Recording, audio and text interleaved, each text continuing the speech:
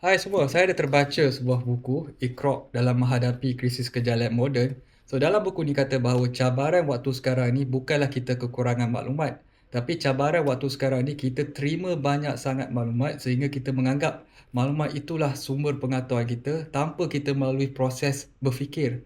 Dan itu berbeza pada waktu dahulu apabila kita nak mencari maklumat itu, kita kena berusaha pergi ke library lah, mencari banyak buku lah, mencari makalah lah yang mana along the way proses itu, itulah membentuk kita kemahiran berfikir.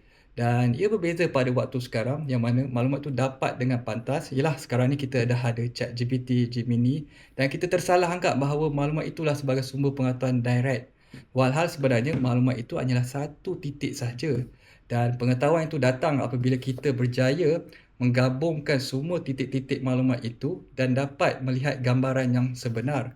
Dan manakala kebijaksanaan itu muncul apabila kita menggunakan balik pengetahuan itu kepada siapa dan bila.